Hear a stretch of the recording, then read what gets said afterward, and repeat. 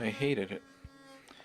I didn't like the sound of minor keys, and the piano teacher had me playing a recital in which there's a Schubert minor key piece in it. So on the recital I played it in major.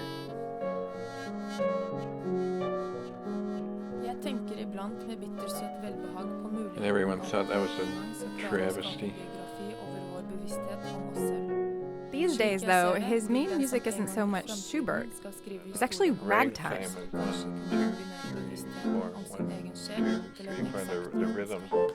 So the thing about ragtime is that oftentimes the player is actually playing two different rhythms at the same time, one with the left hand, one with the right hand. The rhythms of three in the right hand. The thing about Bob is he can do this like times 1,000. What does that even mean? Well, let me back up. I first heard about Bob from a neurologist named Kirsten Betterman, who is now at Penn State University.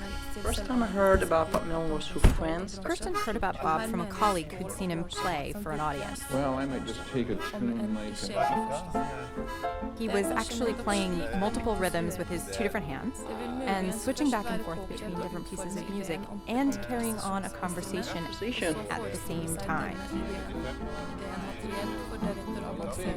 You can look up videos of Bob on YouTube and you can see him performing and throwing out jokes, but at times you'll see him carry on a full conversation while playing.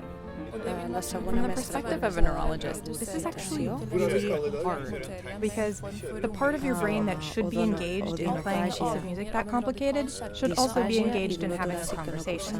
The talking part and the playing part are the same part? They're the same part in most of us. For most people, that sort of thing, playing complex music and having a conversation would interfere with one another. Yes, that's what you usually think. Unless you're highly skilled and you play maybe one piece of music at a time that's done multiple times, but even then it would be very difficult.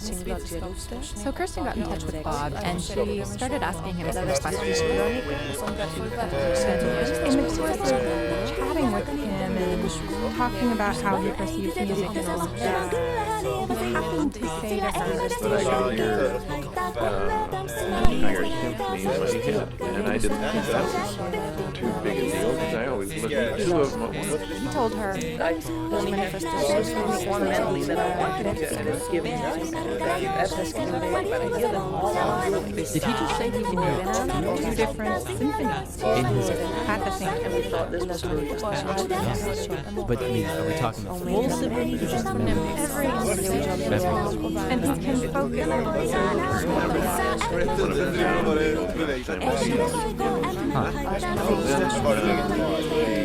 Every and he can focus on Can I hear three?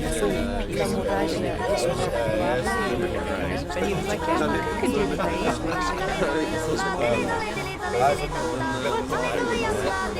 Yeah, that's totally just four symphonies at the same time?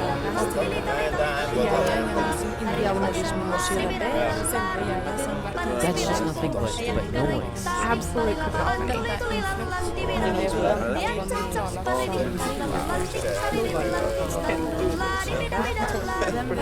That's not true. Let me tell you about how the experiment works. Then see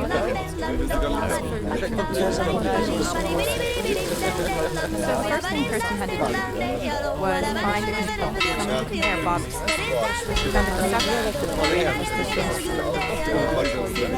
and complications, short text, that him and Bob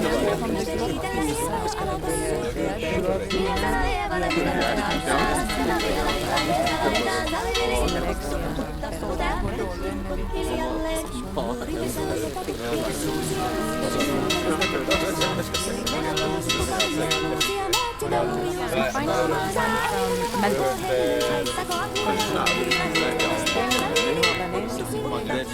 You have to keep in mind and